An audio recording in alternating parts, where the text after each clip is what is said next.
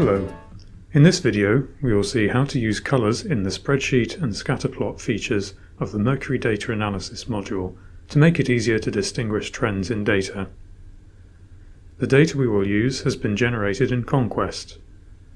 The search was for hydrogen bonds between a carboxylic acid fragment and a secondary amide fragment.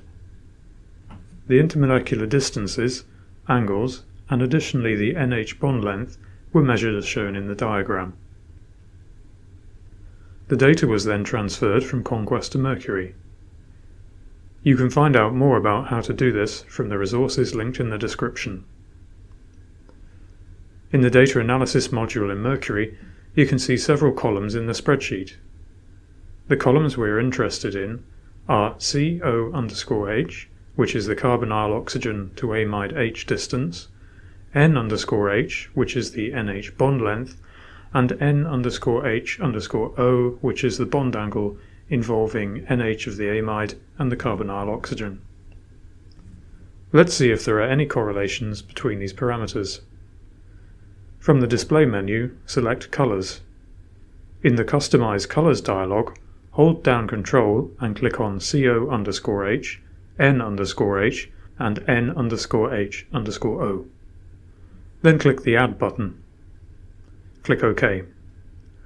You'll now see that the columns have been coloured on a scale which goes from red, for the largest value, to blue, which is for the smallest value. Let's sort the data on the CO_H column. To do this, right-click on the header and click Sort. By default, this sorts in ascending order. You can repeat the process to sort in descending order if you wish. As you scroll through the data, you will see that the blue to green cells in the CO_H column are typically associated with the red to orange cells in the N_H_O column. The pattern is reversed towards the end of the columns. The correlation with the N_H column, if present, is hard to discern. Let's plot a scatter graph to see if the trends are any clearer. From the Plots menu, select Scatterplot. Select N_H_O from the X drop-down menu and CO_H from the Y drop-down menu. Then, tick the Color box and from the drop-down menu choose N_H. Incidentally, notice that it's possible to add information about a fourth variable using the Size option if you have collected such data. Click OK. In the resulting plot, you can see an inverse correlation between the intermolecular distance and angle.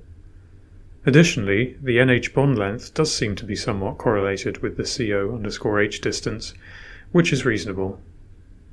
We hope you found this video helpful for your work. Thank you for watching, and don't forget to subscribe to our YouTube channel.